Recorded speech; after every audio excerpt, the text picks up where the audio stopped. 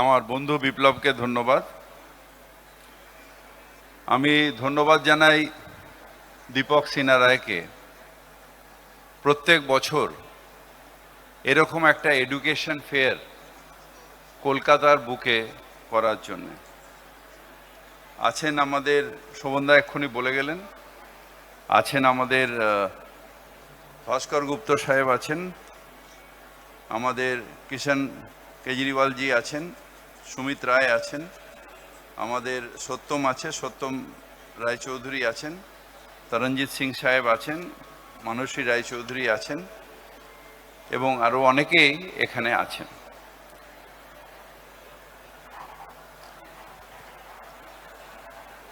আমরা যখন ছাত্র ছিলাম তখন লিমিটেড সুযোগ ছিল। আমাদের বেস্ট অফ দি বেস্ট তাদের জয়েন্ট এন্ট্রেন্স দিয়ে কয়েকটা সিট ছিল, শুধু যাদবপুর আর শিবপুর, সেখানে ইঞ্জিনিয়ারিং পড়ার সুযোগ ছিল। কয়েকটা আরও ভালো ছেলে হলে 500 কি 600 তাদের ক্যালকাটা মেডিকেল কলেজ বা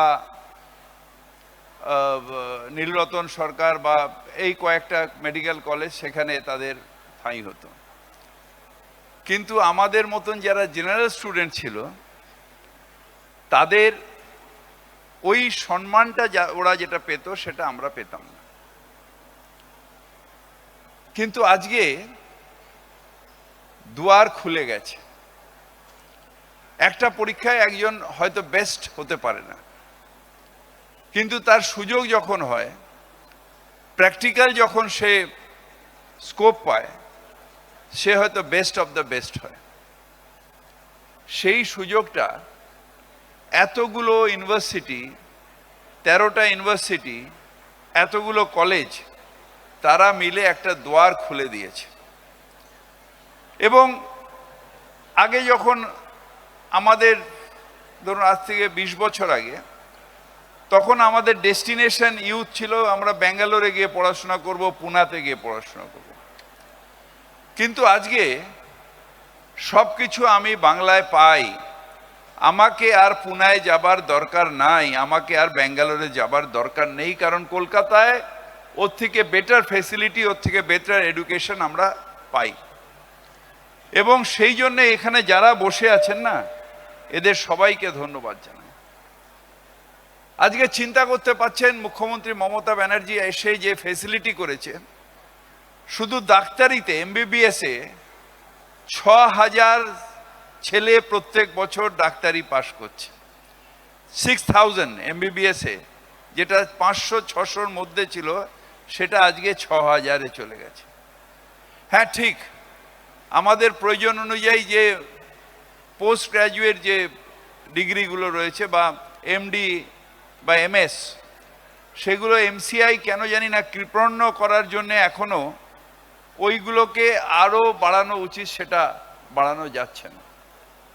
কিন্তু আমাদের কাছে এখন কোর্স এমন আছে যে আমরা চিন্তা করে ভাববো যে আমি লাইফে কোথায় যাব, সেই অনুযায়ী আমার কাছে চয়েস অফ কোর্স আছে। এবং এতগুলো ইউনিভার্সিটি, এতগুলো কলেজ, তাদের বিভিন্ন রকম কোর্স, যেগুলো ওয়ার্ক জব ওরিয়েন্টেড কোর্স, সেই সব কোর্সগুলোয় ঢুকছে। আর আমরা বাঙালি, আমাদের হচ্ছে একটু বাবা একটা ভালো চাকরি পাবো। এখন সত্যি আগে আমরা যখন বিকম পড়তাম বা বিএ পড়তাম বা এমএ করতাম, এমকম করতাম, তখন ভাবতাম যে অনেক কিছু করে নিচ্ছি। এখন সত্যি সত্যি জেনারেল কোর্সে আর সেই স্কোপটা নেই। এখন সবাই চায় যে প্রফেশনাল কোর্স কি করে এসছো, তারপরে চাকরি। এবং সেইটা এমবিএ থেকে আরম্ভ করে সবকটা কোর্স এই বাংলায়, এই কলকাতায় হচ্ছে, এই ইউনিভার্সিটিগুলোতে হচ্ছে, যেটাতে মানুষ স্কোপ পাচ্ছে বড় বড় জায়গায়। আরেকটা অনুরোধ, সেটা হচ্ছে যে আমাদের যদি বাংলার, আমাদের যারা বাঙালি মানে আমরা যারা বাংলায় থাকি, তাদের যদি সত্যি সত্যি এগিয়ে যেতে হয়, তাহলে আমাদের এন্টারপ্রেনারশিপ কোর্স করতে হবে। আমরা নিজেরা কারোর না কারোর আন্ডারে চাকরি করব, নিজেরা কেন এন্টারপ্রেনারশিপ করব না, নিজেদের কেন স্টার্ট আপ হবে না? যদি অন্য রাজ্যে স্টার্ট আপের কোর্স থাকে, তাহলে মানে স্কোপ থাকে, তাহলে আমার রাজ্যেও স্টার্ট আপদের জন্য কেন স্কোপ থাকবে না? এইটার জন্যে সত্যিকারের কোনো দিক নির্ণয় নেই। একটা মানুষ স্টার্ট আপ করতে গেলে তাকে কি কি করতে হবে সেইটা এখনো নেই। আমি ইউনিভার্সিটিগুলোদের বলবো যে আপনারা নিজেরাই প্রত্যেকে একজন করে এন্টারপ্রেনার। আপনারা প্রত্যেকে কোন না কোনো জায়গার থেকে জিরো থেকে, কেউ মাস্টারমশাই হয়ে তারপরে ইউনিভার্সিটি সৃষ্টি করেছেন, কেউ অন্য ব্যবসার থেকে সে ইউনিভার্সিটি সৃষ্টি করেছেন, আপনারা প্রত্যেকেই করেছেন। আপনাদের এক্সপিরিয়েন্স দিয়ে আরও স্টার্ট আপ করা, ইঞ্জিনিয়ারিং স্টার্ট আপ হতে পারে, কনসালটেন্সি স্টার্ট আপ হতে পারে, অন্য অন্য সাবজেক্টের ওপর স্টার্ট আপ হতে পারে।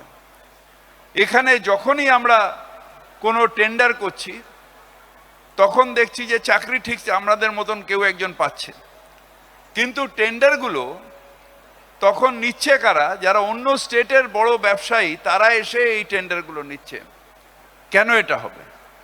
কেন আমাদের এই ছেলেগুলোকে ব্যবসায়ী তৈরি করে দিয়ে ব্যবসায় বশত লক্ষ্মী, সেইখানে সেই দিকের পড়াশোনা এটা অত্যন্ত জরুরি। এবং আমি মনে করি যে এখন সময় এসছে বাংলায় আমাদের সব আইটিতে প্রত্যেক ভারতবর্ষের 3 জনের মধ্যে একজন বাংলার। তাহলে এখানেও যদি আমরা চেষ্টা করি তাহলে আমাদেরও একটা টাইম আসবে যখন আগে যেটা এখানে ছিল, আজ থেকে ব্রিটিশ পিরিয়ডের সময়, যে আমাদের বাঙালিদের ব্যবসা বাণিজ্য ছিল, বাংলার মানুষের ছিল, আমরা কেন সেই জায়গাটা ফিরিয়ে আনবো না? সেটার জন্য এখনো এডুকেশনে দেয়, শুধু এমবিএ না, এমবিএর সাথে তার এন্টারপ্রেনারশিপ প্রোগ্রাম এইটাকে করতে হবে। তাহলে আমার মনে হয় যে আমাদের যে বাংলার যে দিকটা, সেটা আরেকটা নতুন দিগন্তে গিয়ে পৌঁছবে। কিন্তু আমি প্রত্যেকটা স্টুডেন্ট যারা এখানে এসেছেন তাদের বলি, স্কাই ইজ দ্য লিমিট।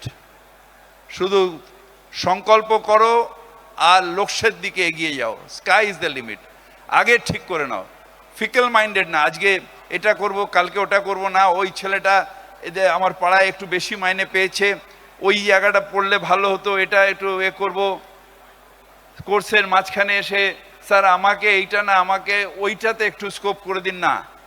একটা জায়গায় সৃষ্টি করো, চিন্তা করো, তারপর করো। ভাবিয়া করিও কাজ, করিয়া ভাবিও না। এইটা মূল মন্ত্র জীবনের হওয়া উচিত। এবং সেটা হোক, তোমাদের সব স্কোপ হয়ে গেছে। একটা নতুন দিগন্তে আমাদের মুখ্যমন্ত্রী বাংলাকে নিয়ে যাচ্ছেন। আমরা আবার বাংলার পরের প্রজন্ম যারা এখানে রয়েছেন তাদের নতুনভাবে এগিয়ে চলো, এই আশীর্বাদ করে আমার বক্তব্য রাখছি।